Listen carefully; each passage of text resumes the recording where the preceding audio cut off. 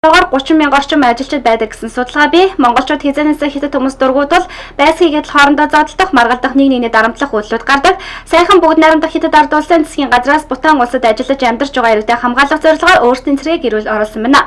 Энэ үйлдэл том удахгүй Монгол давтагдаж Улаанбаатарын гудамжаар галт зэвсэг өрсөн хятад зэргүүд явж байгааг үгүйсэхгүй хэмээн Монголын ногоон намх эсэргүүцэл илэрхийлж бүгд найрамдах хятад ард улсын элчингийн үдэнд жагслаа.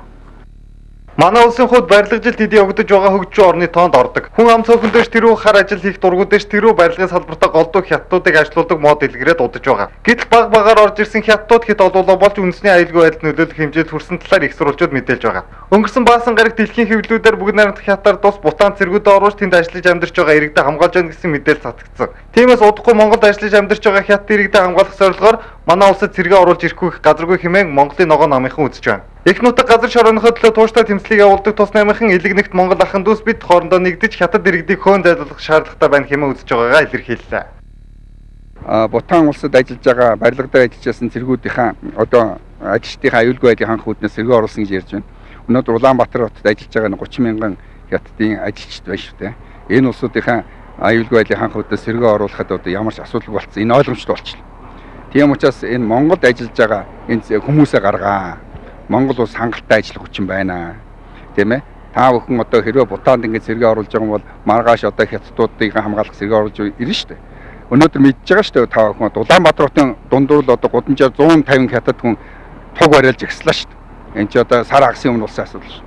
Тэгэхэд бол Монголын цагдаа юу ч хэлсэнгүй, хятадын элчин ямар ч мэдээлэл хийсэнгүй, тийм ээ. Өнөөдөр 150 хүн жигс чи маргааш 1500 нөгөө 30 мянга чинь босоод ирүүл яа. Монголын ногоон намын хэсэг гишүүд өнөөдөр Монгол дахь бүгд найрамдах хятад улсын элчин сайдын яамны гадаа жагсаж шаардлага хүргүүлэхээр очсон байна. Гэтэл хятадын элчин сайдын яамны 2 дугаар нарийн бичгийн дарга Жан Ишиг гихч гарч ирээд элдв үгээр хараач та нар манай эзэмшлийн газраас зайлцгаа энд олдноор цугдаж болохгүй гэх мэт Монгол хэлээр муруу солгоо өгч шудуудан хөөсөн төдөөгүй шаардах бичгийг хүлээж авахгүй гэдгээ илэрхийлсэн байна. Яагаад ингэж соёлгүй битээ харилцалтай. Монголын газар нутгаар ингэж болохгүй шүү дээ та нар. Бие 100 авч явал да утарыг ирээ гэж хэлсэн. Монголын хуур ёсоор гол та нар жагсаал хийвэл Монголын цаадагийн газар зөвшөөрөх ёстой. Зөвшөөр байна уу? Та нар бид нар танад мэдээлэл өгөх гэж ирсэн. Монголын өмнөөс мэдээлэл та нар туг аваад бахирж байна уу?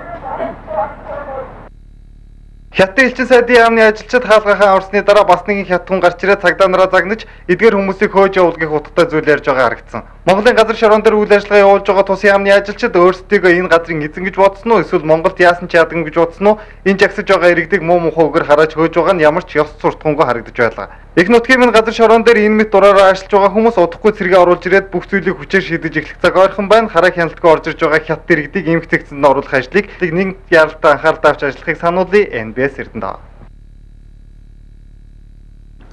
Мэргэжлийн хэлтийн ерхий газар түр олон гүйцэтгэгч